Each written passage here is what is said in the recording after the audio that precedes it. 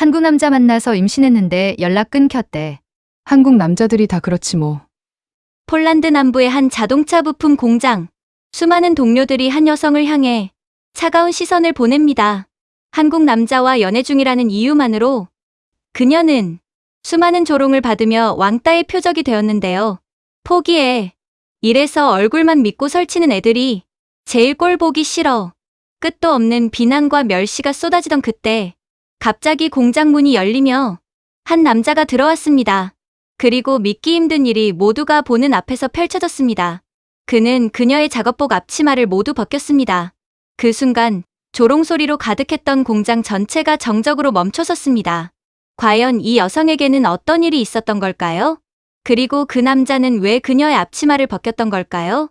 이 이야기를 시작하기 전에 무료인 구독과 좋아요를 지금 눌러주시면 복 많이 받으실 거예요. 그리고 지금 어디에서 어떤 마음으로 듣고 계신지 댓글로 남겨주시면 그곳까지 따뜻한 행운이 찾아가실 겁니다. 지금부터 바로 이야기 시작하겠습니다. 1장. 저는 클라라입니다. 23, 폴란드 남부의 회색빛 공업도시에서 태어났죠. 사람들은 이곳을 그냥 공단이라 부릅니다. 굴뚝 연기와 기름 냄새가 일상인 곳이에요. 제 하루는 언제나 똑같았습니다. 새벽 5시에 눈을 뜨고 차가운 물로 세수를 했죠. 거울 속 제 얼굴은 늘 피곤해 보였어요. 아침을 거르고 공장으로 향했습니다. 버스 안은 저처럼 지친 얼굴들로 가득했죠. 아버지는 3년 전 광산 사고 이후 일을 못하셨어요. 어머니는 심장이 안 좋으셔서 병원을 달고 사셨습니다. 집안의 빚은 제 어깨를 짓눌렀죠. 그래서 저는 자동차 부품 공장 야간조에 들어갔습니다. 꿈이요? 그런 건 오래전에 접었어요. 그날도 평범한 하루였습니다. 라인에 서서 뜨거운 부품을 옮기고 기름 묻은 장갑으로 볼트를 조이고 있었죠. 그때 공장 안이 술렁이기 시작했어요. 한국에서 품질 점검팀이 온다는 소문이 돌았습니다. 반장님이 우리를 모아놓고 말했죠. 오늘부터 한국 본사 사람들이 온다. 잘 보여야 해. 저는 별 관심 없었어요. 어차피 저한테는 상관없는 일이니까요. 그냥 제 일만 하면 됐습니다. 오후 2시쯤이었을 거예요. 키가 크고 안경을 낀 동양인 남자가 우리 라인으로 왔습니다. 차분한 인상이었죠. 반장님이 이것저것 설명하고 있었어요. 그 남자는 설비 하나하나를 꼼꼼히 살폈습니다. 메모를 하고 사진을 찍었죠. 저는 그냥 제자리에서 일했어요. 신경 쓰지 않으려 했습니다. 그런데 갑자기 이상한 소리가 들렸어요. 찌직, 찌지직. 오래된 컨베이어 벨트 옆 배전함에서 스파크가 튀었습니다. 연기가 피어오르기 시작했죠. 위험해. 누군가 소리쳤어요. 사람들이 우왕좌왕했습니다. 저는 본능적으로 움직였죠. 그 한국인 남자가 배전함 바로 앞에 서 있었거든요. 저는 뛰었습니다. 있는 힘껏 그 남자를 밀어냈어요. 비켜요. 그 남자는 비틀거리며 뒤로 넘어졌습니다. 동시에 작은 폭발음이 들렸죠. 파편이 튀었어요. 저는 바닥에 넘어지면서 팔을 찧었습니다. 뜨거운 통증이 팔을 타고 올라왔죠. 정신을 차리니 주변이 아수라장이었어요. 소화기를 든 사람들이 뛰어다니고 경보음이 울렸습니다. 저는 바닥에 주저앉아 팔을 움켜쥐었죠. 괜찮아요? 그 남자가 제 앞에 무릎을 꿇었습니다. 안경 너머 걱정스러운 눈빛이 보였어요.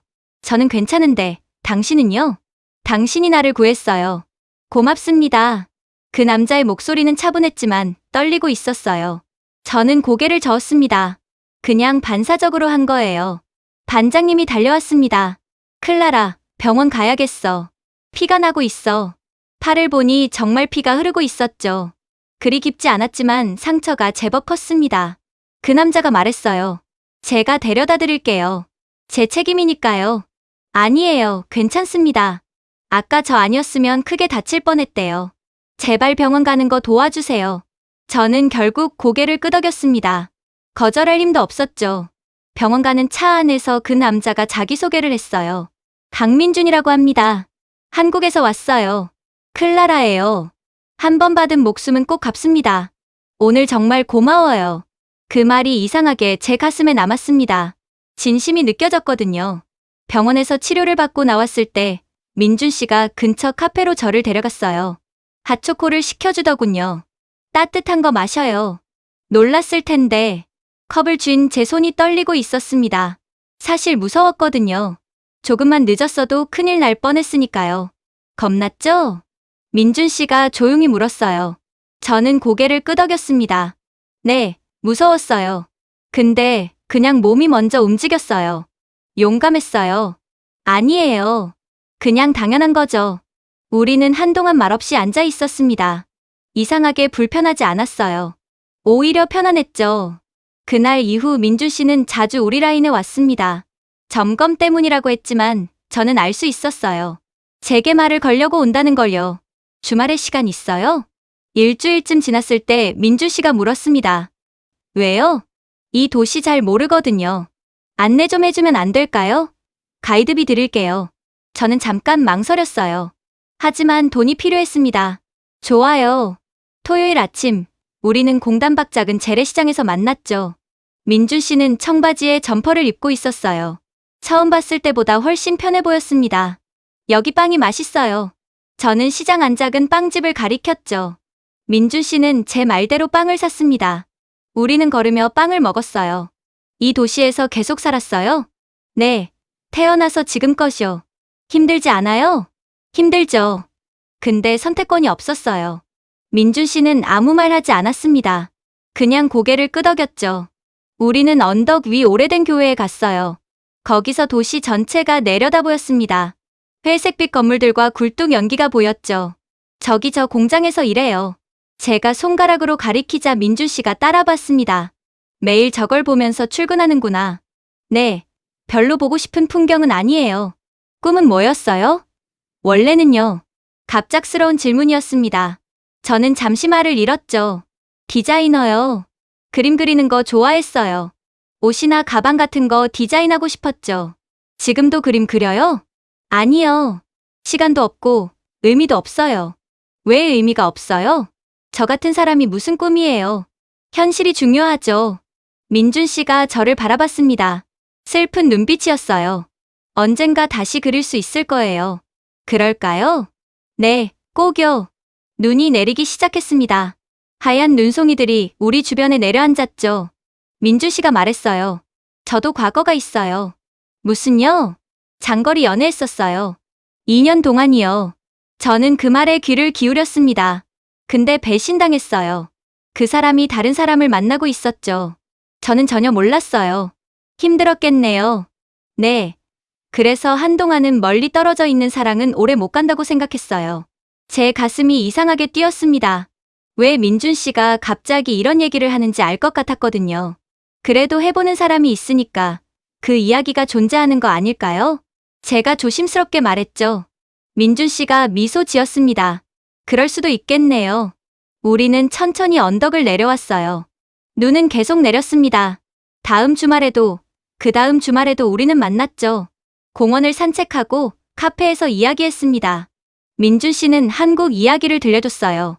저는 제 가족 이야기를 했죠. 2달이 흘렀습니다. 민준 씨의 출장이 끝나가고 있었어요. 마지막 밤, 우리는 다시 그 언덕에 올랐습니다. 눈이 소복이 쌓여 있었죠. 클라라. 민준 씨가 제 이름을 불렀어요. 네, 저 당신 좋아해요. 심장이 쿵 하고 떨어지는 느낌이었습니다. 저도요. 출장 끝나도 연락하고 싶어요. 매일요. 진짜요? 네, 진짜예요. 언젠가 꼭 다시 만나러 올게요. 약속해요. 민준 씨가 제 손을 잡았습니다. 따뜻했어요. 저는 처음으로 제 미래가 회색빛이 아닐 수도 있다고 생각했죠. 민준 씨가 제 얼굴에 손을 올렸습니다. 그리고 천천히 입을 맞췄어요. 눈이 내리는 언덕 위에서요. 그날 밤, 저는 처음으로 행복하다고 느꼈습니다. 하지만 공장에서는 이미 소문이 돌기 시작했어요. 마르타 선배가 멀리서 우리를 지켜보고 있었거든요. 그 사람의 표정이 씁쓸해 보였습니다. 한국 남자, 출장 끝나면 연락 끊는 남자들 많다던데. 마르타 선배의 말이 귓가에 맴돌았어요. 저는 고개를 저었습니다. 민준 씨는 다를 거라고 믿고 싶었죠. 민준 씨가 떠난 다음 날 첫 메시지가 왔습니다. 잘 도착했어요. 오늘 너무 피곤하지만 연락하고 싶었어요. 저는 웃으며 답장을 보냈죠. 잘 쉬세요. 내일 이야기해요. 그렇게 우리의 장거리 연애가 시작됐습니다. 2장. 민준 씨가 떠난 후 제 하루는 조금 달라졌습니다. 여전히 새벽 5시에 일어나고 똑같은 버스를 타고 공장에 갔죠. 하지만 이제는 휴대폰을 확인하는 시간이 생겼어요. 아침마다 메시지가 와 있었습니다. 좋은 아침이에요. 오늘도 조심해서 일해요. 저는 쉬는 시간마다 답장을 보냈죠. 시차 때문에 민주 씨는 밤이었지만 늘 답장이 왔어요. 영상통화도 자주 했습니다. 오늘 어땠어요? 똑같았어요. 당신은요? 저도요. 근데 당신 얼굴 보니까 좋네요. 이런 평범한 대화들이 제겐 특별했습니다. 회색빛 일상에 작은 색깔이 생기는 기분이었죠. 3달쯤 지났을 때였어요. 아침마다 속이 메스꺼웠습니다. 처음엔 피로 때문이라 생각했죠. 공장 일이 워낙 힘드니까요. 그런데 증상이 계속됐어요. 구토도 잦아졌습니다. 어느 날은 라인에서 일하다가 화장실로 뛰어가야 했죠. 마르타 선배가 의미심장한 눈빛으로 저를 봤어요. 병원 가보는 게 좋겠어. 저는 고개를 저었습니다. 괜찮아요. 그냥 피곤한 것뿐이에요. 클라라, 나도 겪어봐서 아는데. 병원 가봐. 마르타 선배는 싱글맘이었습니다. 5살짜리 딸을 혼자 키우고 있었죠. 그 사람 말에는 무게가 있었어요. 결국 저는 병원에 갔습니다. 의사 선생님이 검사 결과를 보더니 말했죠. 임신 6주 차예요. 축하합니다. 머리가 하얘졌어요. 손이 떨렸습니다. 임신이라니요. 집으로 돌아오는 길이 기억나지 않아요. 그냥 멍하니 걸었던 것 같습니다. 휴대폰을 꺼냈죠. 민준 씨에게 전화를 걸었어요. 클라라? 무슨 일이에요? 민준 씨 목소리가 들렸습니다. 저는 입을 열었다 닫았다를 반복했죠. 저요? 왜요? 무슨 일 있어요? 임신했어요. 전화기 너머로 정적이 흘렀습니다. 몇 초였을까요? 영혼처럼 느껴졌어요. 민준 씨, 바로 결혼 준비하죠. 비자랑 서류 처리하는데 시간이 걸릴 거예요. 근데 괜찮아요. 무조건 데리러 갈게요. 그 말에 눈물이 났습니다. 안도감이었죠. 정말요? 당연하죠. 우리 아기잖아요. 걱정하지 마요. 전화를 끊고 나서 한참을 울었어요. 기쁨과 두려움이 섞인 눈물이었습니다. 다음 날 공장에 갔을 때 분위기가 이상했어요. 사람들이 저를 보며 수군댔습니다. 누가 말했을까요? 아마 제 표정에 다 드러났겠죠. 점심시간이었습니다. 식당에 들어서자 대화가 뚝 끊겼어요. 마르타 선배가 큰 소리로 말했죠. 한국 남자들은 다 책임 안 진다던데? 다른 동료가 거들었습니다.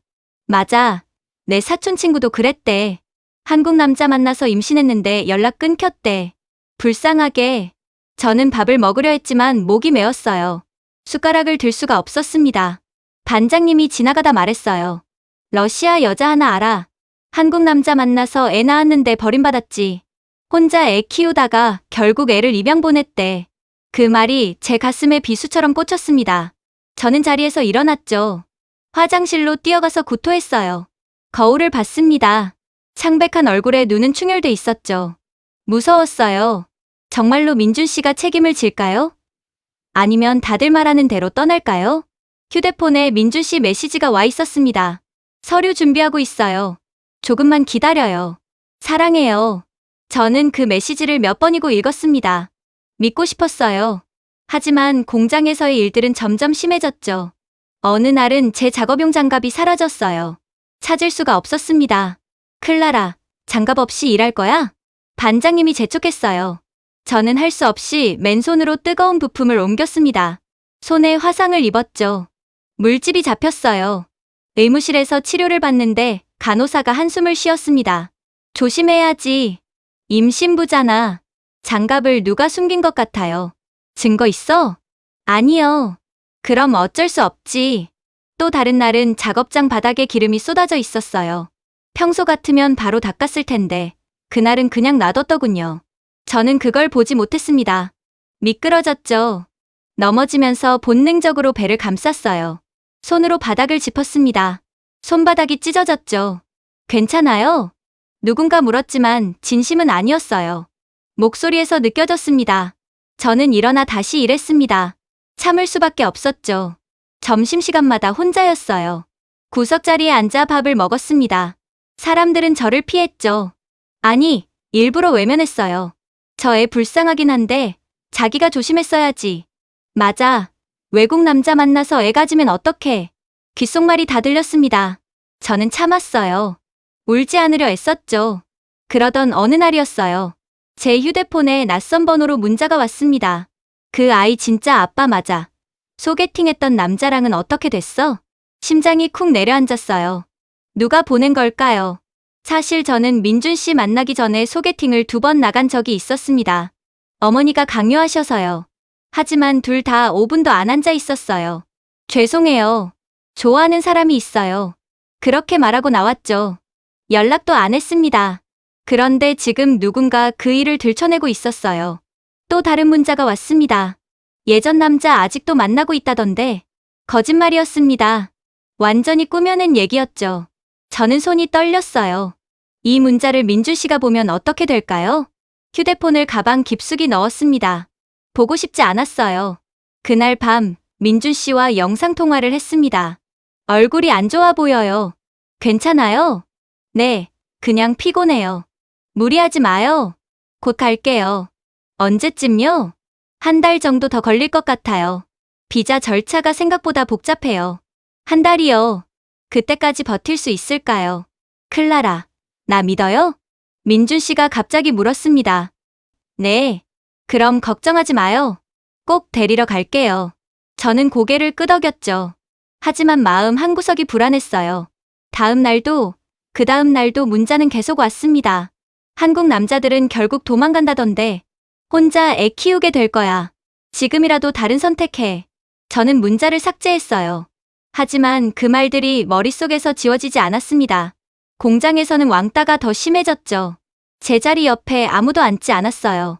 점심시간에는 일부러 큰 소리로 떠들었습니다. 한국 가서 버림받은 여자 알아? 응. 그 여자 결국 혼자 애 낳고 우울증 걸렸대. 불쌍하긴 한데 조심했어야지. 저는 귀를 막고 싶었어요. 하지만 일해야 했습니다. 돈을 벌어야 했죠. 어느 날 저녁 아버지가 말씀하셨어요. 클라라, 진심은 돌아오게 돼 있다. 다만 시간이 걸릴 뿐이지. 아버지는 어떻게 아세요?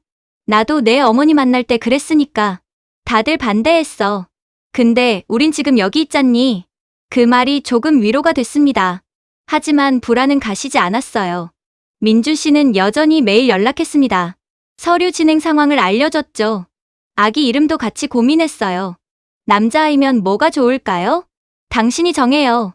같이 정하고 싶은데요. 이런 대화를 하면 행복했습니다. 하지만 공장에 가면 다시 현실이 됐죠. 마르타 선배가 어느 날 제 앞을 막아섰어요. 클라라, 진짜 그 남자 올 것 같아? 네. 순진하네. 남자들은 다 똑같아. 말만 해. 행동은 안 해. 민주 씨는 달라요. 그래? 두고 봐.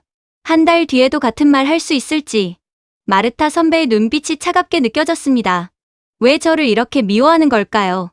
이해할 수 없었어요. 저는 그냥 참았습니다. 말대꾸하면 더 심해질 게 뻔했으니까요. 그날 밤 또 문자가 왔습니다. 이번엔 사진이 첨부돼 있었어요. 예전 소개팅 남자와 찍은 사진이었습니다. 카페 앞에서 우연히 찍힌 거였죠. 아직도 만나고 있잖아. 저는 휴대폰을 던지고 싶었어요. 하지만 그럴 수 없었습니다. 민준 씨와의 연락 수단이니까요. 그 문자를 보는 순간 갑자기 두려움이 밀려왔습니다. 만약 민준 씨가 이걸 보면요? 만약 오해하면요? 저는 문자를 삭제했어요. 하지만 마음은 무거웠습니다. 얼마 후 민준 씨에게서 연락이 왔습니다. 다음 주에 갈게요. 비자 나왔어요. 드디어였습니다. 저는 울었어요. 기쁨의 눈물이었죠. 하지만 동시에 불안했습니다. 정말 올까요? 진짜 저를 데리러 올까요? 공장 사람들은 여전히 의심의 눈초리였어요. 진짜 온대? 두고 보자. 안 올걸. 저는 아무 말도 하지 않았습니다. 그냥 기다렸죠. 그렇게 일주일이 흘렀습니다. 민준 씨가 오기로 한 날이 다가왔어요. 휴대폰을 확인했습니다. 메시지가 없었어요. 전화를 걸었죠. 받지 않았습니다. 가슴이 철렁 내려앉았어요. 설마요. 3장. 다음 날 아침 민준 씨에게 다시 전화를 걸었습니다. 신호만 갔죠. 받지 않았어요. 메시지를 보냈습니다. 어디 있어요? 괜찮아요? 답장이 없었어요. 손이 떨렸습니다. 온몸에 식은땀이 흘렀죠. 아니에요. 아닐 거예요. 민준 씨는 그런 사람이 아니에요. 공장에 갔습니다. 평소처럼 라인에 섰죠. 하지만 집중할 수가 없었어요. 자꾸 휴대폰을 확인했습니다. 마르타 선배가 지나가며 말했어요. 연락 안 와? 저는 대답하지 않았습니다. 그럴 줄 알았어. 남자들은 다 똑같다니까. 점심시간이었습니다. 식당에 들어서자 웅성거리는 소리가 들렸어요. 결국 안 왔네. 불쌍하긴 한데 뭐. 한국 남자 믿은 게 잘못이지. 저는 밥을 먹을 수가 없었어요. 목구멍으로 넘어가지 않았습니다. 자리에서 일어나 화장실로 갔죠. 거울 앞에 섰습니다. 눈이 퉁퉁 부어 있었어요. 배를 만졌습니다. 작은 생명이 여기 있는데요. 미안해. 배에 대고 속삭였죠. 엄마가 잘못 믿었나 봐. 그날 오후 반장님이 저를 불렀습니다. 클라라, 상태가 안 좋아 보이는데 조퇴하는 게 어때? 괜찮습니다. 억지로 일하지 마. 몸 상하면 너만 손해야. 결국 저는 일찍 퇴근했어요. 집으로 가는 버스 안에서 창밖을 봤습니다. 회색빛 거리였죠. 여전히 똑같았어요. 집에 도착했습니다.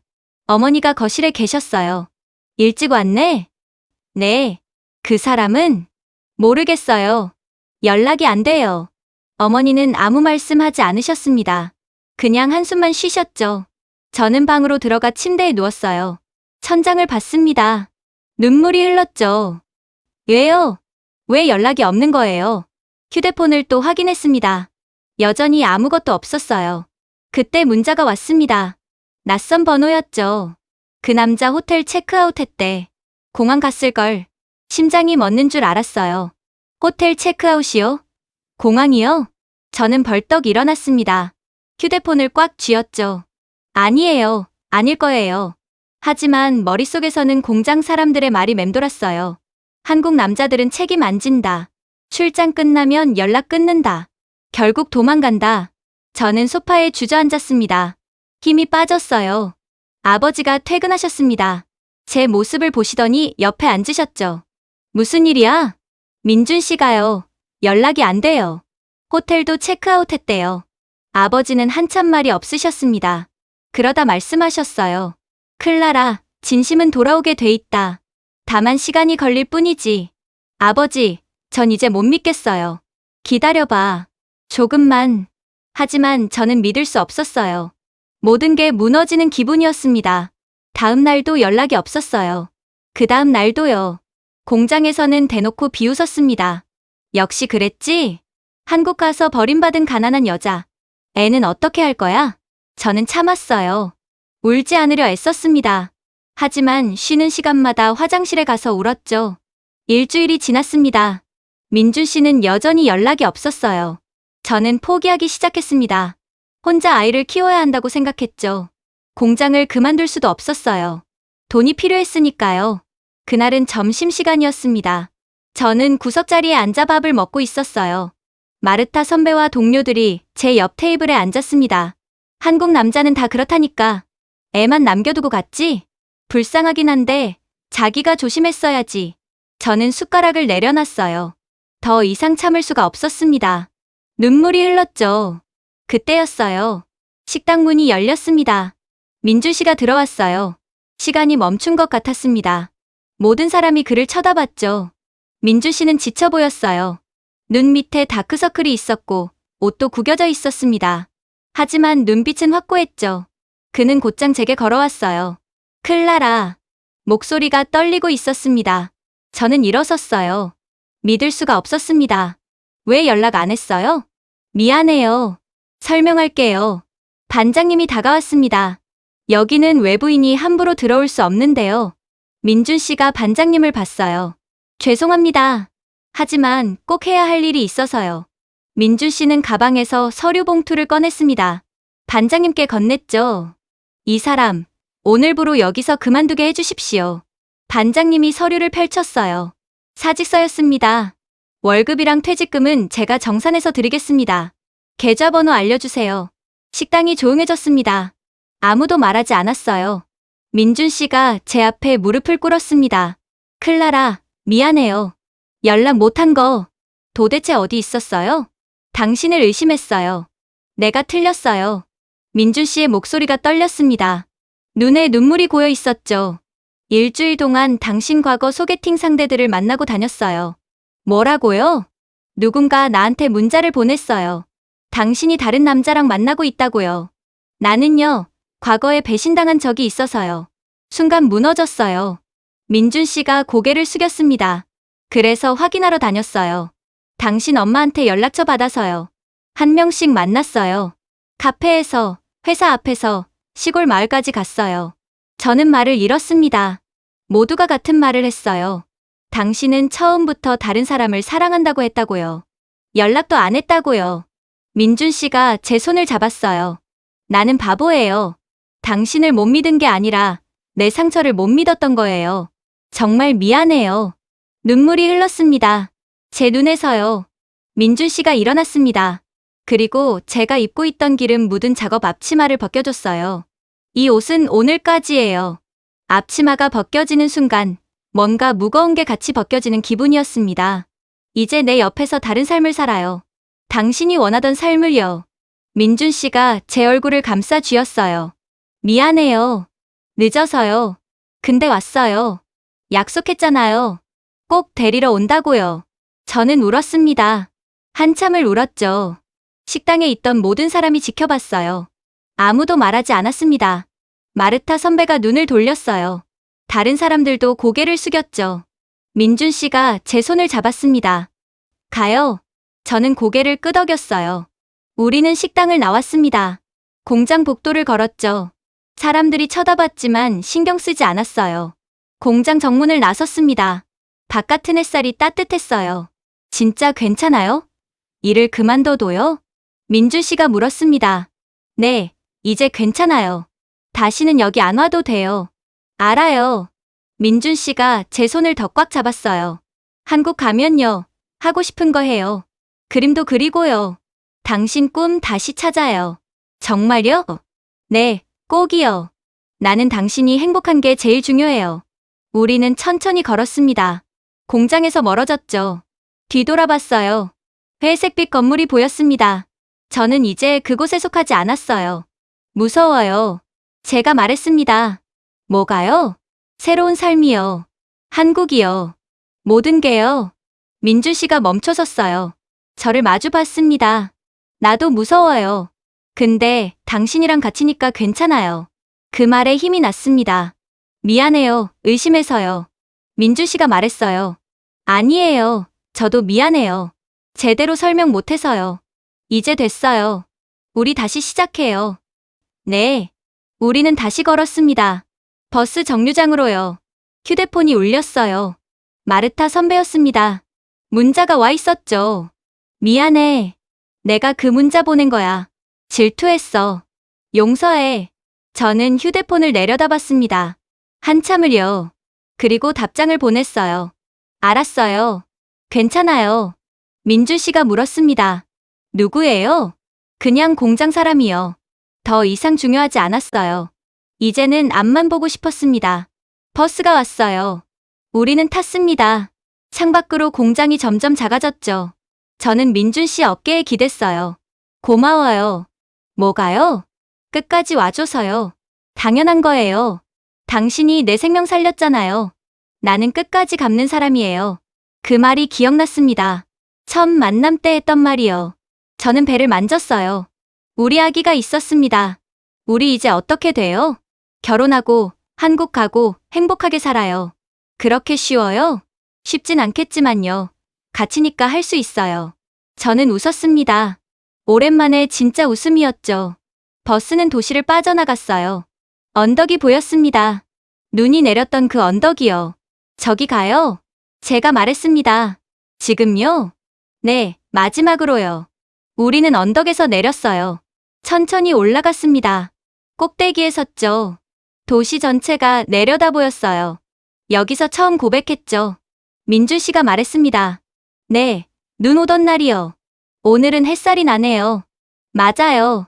우리는 한참을 서 있었어요. 바람이 불었습니다. 이제 정말 떠나는 거예요. 네, 새로운 시작이에요.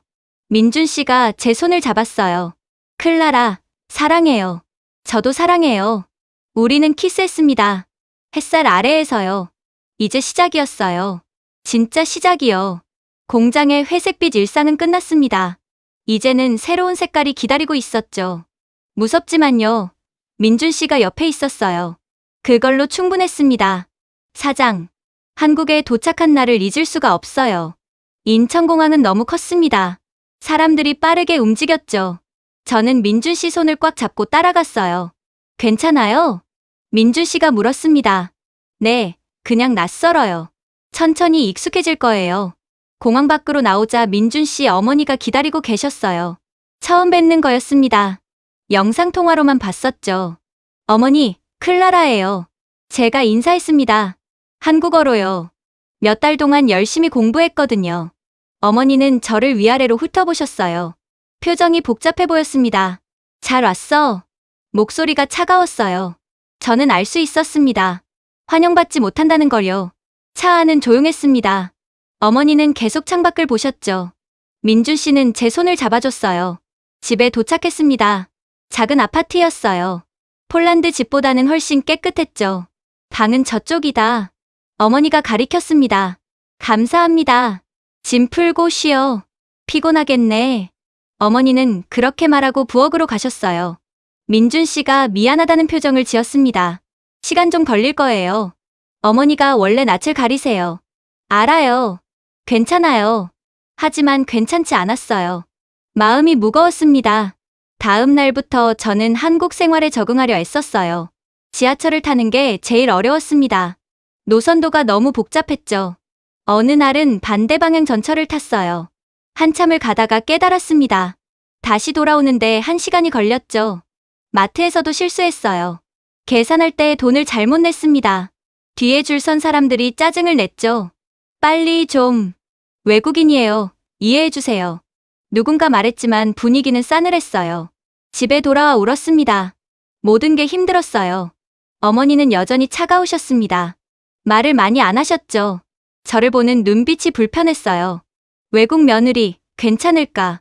어느 날 밤 어머니가 민준 씨한테 하신 말이 들렸습니다. 괜찮아요, 어머니. 클라라 좋은 사람이에요. 그래도 걱정돼. 문화도 다르고. 저는 문 너머로 듣고 있었어요. 가슴이 아팠습니다. 한 달이 지났습니다. 배가 점점 불러왔어요. 아기가 자라고 있었죠. 병원에 갔을 때 의사 선생님이 말했습니다. 건강해요. 아기도 엄마도요. 민준 씨가 웃었어요. 저도 웃었습니다. 이제 곧 우리 아기 보겠네요. 네, 기대돼요. 집으로 돌아오는 길에 동네 복지관 앞을 지나갔어요. 게시판에 포스터가 붙어 있었습니다. 다문화 가정 통역 봉사자 모집. 저는 멈춰 섰습니다. 한참을 포스터를 봤죠. 관심 있어요? 민주 씨가 물었어요. 네, 해볼 수 있을 것 같아요. 그럼 해봐요. 당신한테 좋을 것 같은데요. 저는 다음 날 복지관에 갔습니다. 담당자를 만났죠. 폴란드어랑 러시아어 할 수 있어요? 네, 둘 다 가능해요. 완벽하네요. 저희가 정말 필요한 분이에요. 그렇게 저는 통역 봉사를 시작했습니다. 일주일에 2번씩 복지관에 갔어요. 폴란드나 러시아에서 온 여성들을 도왔죠. 서류 작성을 도와주고 병원에 동행하고 상담 내용을 통역했습니다. 처음으로 제가 쓸모 있다고 느꼈어요. 고마워요, 클라라 씨. 한 러시아 아줌마가 말했습니다. 당신 덕분에 이해할 수 있었어요. 그 말에 뿌듯했어요. 제가 누군가를 도울 수 있다는 게요. 집에서도 조금씩 달라지기 시작했습니다. 어머니가 저한테 요리를 가르쳐 주셨어요. 이렇게 하는 거예요. 김치찌개 끓이는 법을 알려주셨죠. 맛있어요, 어머니. 아직 멀었어. 더 연습해야 해. 하지만 목소리가 전보다 부드러웠어요. 아기가 태어났습니다. 아들이었죠. 울음소리가 세상에서 제일 예쁘게 들렸어요. 우리 아기예요. 민준 씨가 눈물을 흘렸습니다. 어머니도 병원에 오셨어요. 아기를 안으시더니 우셨습니다. 예쁘네. 어머니, 안아보세요. 우리 손주구나. 그날부터 어머니가 달라지셨어요. 매일 집에 오셔서 아기를 돌봐주셨습니다. 클라라, 쉬어. 내가 볼게. 괜찮아요, 어머니. 아니야. 쉬어야 해. 몸조리 중이잖아. 어머니는 아기를 안고 자장가를 불러주셨어요. 한국 자장가였죠. 예쁘게 들려요. 제가 말했습니다. 너도 배워봐. 아들한테 불러줘봐. 네, 가르쳐주세요. 그렇게 우리는 조금씩 가까워졌습니다. 한 달 후, 저는 복지관에 다시 나갔어요. 아기는 어머니가 봐주셨습니다. 걱정하지 말고 다녀와. 우리 딸. 어머니가 저를 딸이라고 불렀어요.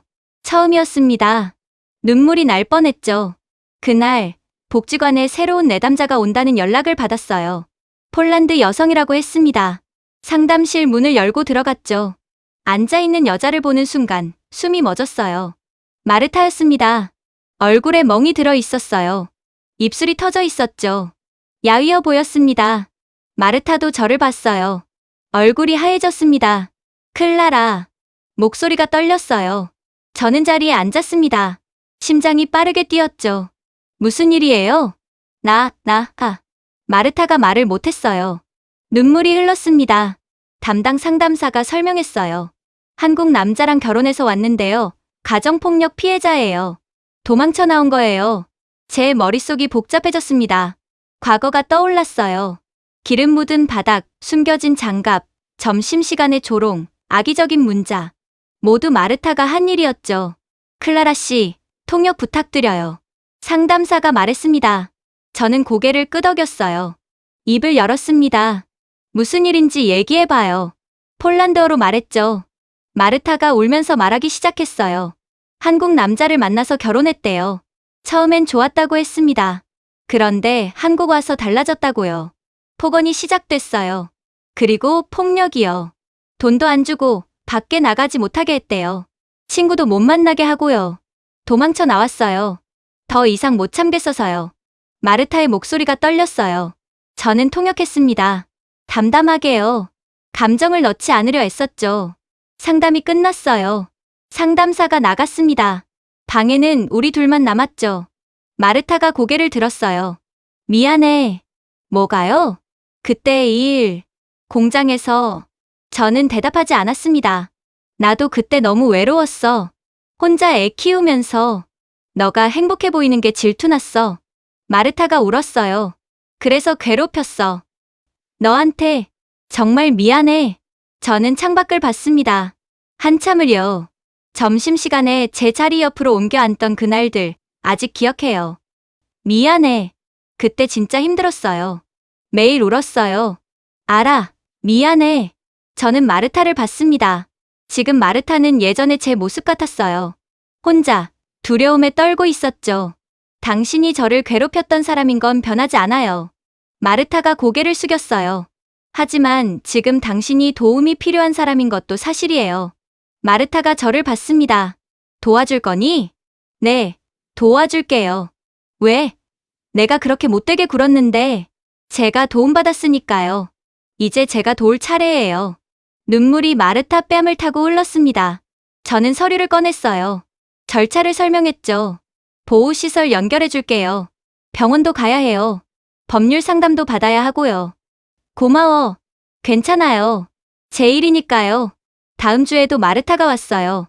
그 다음 주에도요. 저는 계속 도왔습니다. 감정을 넣지 않으려 했죠.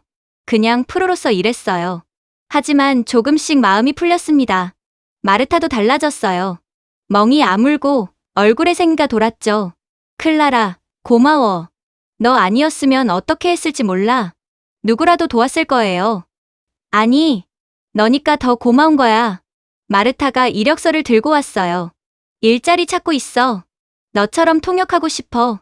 좋은 생각이에요. 저는 마르타를 도왔습니다. 이력서를 고치고 면접 준비를 시켰죠. 몇 달 후 마르타가 일자리를 구했어요. 작은 회사였지만 괜찮은 곳이었습니다. 합격했어. 마르타가 웃으며 말했어요. 오랜만에 보는 진짜 웃음이었죠. 축하해요. 다 너 덕분이야. 아니에요. 당신이 열심히 했어요. 마르타가 제 손을 잡았어요. 클라라, 용서해줘서 고마워. 이제 앞으로 잘 살아요. 그게 중요해요. 응, 꼭 그럴게. 시간이 흘렀습니다. 아기는 5살이 됐어요. 폴란드어랑 한국어를 둘 다 했습니다. 엄마, 할머니가 김치 만들래요. 그래? 같이 가자. 저는 복지관 팀장이 됐어요. 더 많은 사람들을 도울 수 있었죠. 민준 씨는 회사에서 승진했습니다. 바빴지만 행복했어요. 어느 주말이었어요. 양가 부모님이 모두 우리 집에 오셨습니다. 폴란드에서 부모님이 비행기 타고 오신 거였죠. 식탁에는 음식이 가득했어요. 한국 음식도 있고 폴란드 음식도 있었습니다. 아버지와 민준 씨 아버지가 술을 마셨어요. 말은 안 통했지만 웃고 있었죠. 어머니와 제 어머니는 함께 요리했습니다. 손짓발짓으로 대화했어요. 아기는 두 언어로 장난을 쳤습니다. 할아버지, 맥주 더 줘요. 하하, 이 녀석. 저는 그 모습을 지켜봤어요. 가슴이 따뜻했습니다. 민준 씨가 제 옆에 앉았어요. 행복해요? 네, 정말요. 나도요. 민준 씨가 조용히 말했습니다. 예전에 한국 남자는 약하다는 말 기억나요? 네. 저는 이제 강함이 뭔지 조금은 알 것 같아요. 뭔데요? 떠나지 않는 거요. 끝까지 책임지는 거요. 저는 민준 씨 손을 잡았어요. 당신은 강해요. 저한테 와줬잖아요. 당신도 강해요. 마르타를 용서했잖아요. 우리는 서로를 봤습니다. 웃었죠. 다음 날 복지관에 갔어요. 새로운 내담자가 와 있었습니다. 우크라이나에서 온 22살 여자였죠. 겁에 질린 얼굴이었어요. 예전에 제 모습 같았습니다. 저는 그 여자 앞에 앉았어요. 손을 내밀었습니다. 안녕하세요. 저는 클라라예요. 안나예요. 괜찮아요. 혼자가 아니에요. 안나의 눈에 눈물이 고였어요. 도와줄게요. 제가 도움받았던 것처럼요. 고마워요. 저는 안나를 도왔습니다. 서류를 작성하고 병원에 동행했죠. 마치 누군가 예전에 저를 도와줬던 것처럼요. 퇴근길에 민준 씨가 데리러 왔어요. 아기도 같이 있었습니다. 엄마, 아기가 뛰어왔어요. 안아줬죠. 오늘 어땠어요? 민준 씨가 물었습니다. 좋았어요. 새로운 분 도와드렸어요. 역시 우리 클라라네요. 집으로 가는 길, 하늘을 봤어요. 노을이 예뻤습니다. 예전 폴란드의 회색빛 하늘이 떠올랐어요. 하지만 이제는 달랐죠. 진짜 강함은 근육이나 목소리 크기에서 나오지 않았습니다. 사랑하는 사람을 끝까지 지키는 책임감에서 나왔어요. 그리고 저도 배웠습니다. 용서하는 것도 강함이라는 걸요. 마르타를 용서했을 때 저도 자유로워졌어요. 과거에 묶여있지 않게 됐죠. 민준 씨가 제 손을 잡았어요. 사랑해요. 저도 사랑해요. 아기가 우리 사이에서 깔깔 웃었습니다. 우리는 집으로 걸어갔어요. 따뜻한 불빛이 기다리고 있었습니다. 이제 저는 알아요. 행복이 뭔지요. 함께하는 거예요. 끝까지요. 그게 사랑이고 그게 강함이에요. 공장의 클라라는 사라졌습니다. 이제 저는 새로운 클라라예요. 누군가를 돕고 사랑받고 사랑하는 사람이요. 그리고 그걸로 충분해요. 정말로요.